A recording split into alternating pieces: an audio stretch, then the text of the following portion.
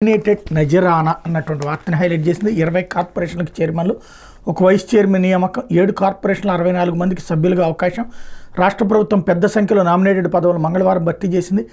RTC, పౌర సరఫరాలు, ఏపీఐఏసీ, వక్ఫ్ board వంటి 20 కీలక కార్పొరేషన్లకు చైర్మన్లతో పాటు ఆర్టీసీకి వైస్ చైర్మన్ కూడా నియమించింది.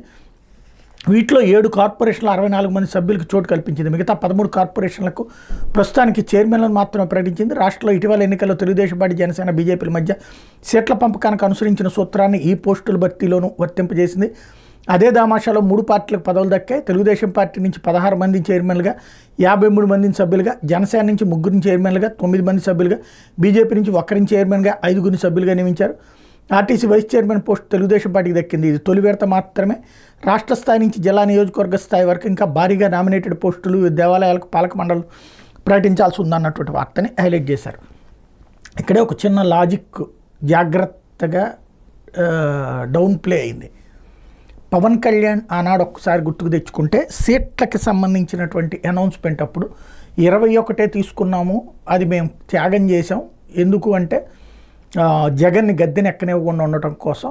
అదే సందర్భంలో ఏదైతే రాబోయే అన్ని పదవుల్లో కూడా 33% తీసుకుంటాం అని చెప్పారు. 33% ఒప్పుకున్నారు బాబు గారు. ఆ రోజు చంద్రబాబు గారు ఏం మాట్లాడలేదు.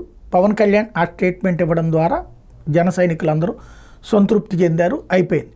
ఇప్పుడు ఇస్తున్నటువంటి రేషియో ఏంటి? ఇప్పుడు ఈనాడే రాస్తున్నటువంటి లెక్క ప్రకారం మొన్నటి అసెంబ్లీ సీట్ల కేటాయింపు ప్రాతిపదికన, అంటే అసెంబ్లీ సీట్లలో 175 గాను జనసేనకి ఇచ్చింది 21, అంటే దాదాపుగా 14-10%.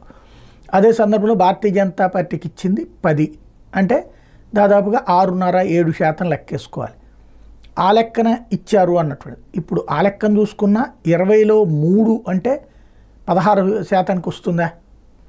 కాబట్టి సంథింగ్ ఇక్కడ ఏంటంటే మనం వార్తని రాసేటప్పుడు తెలివిగా రాస్తే చాలు అన్నటువంటి కోణం.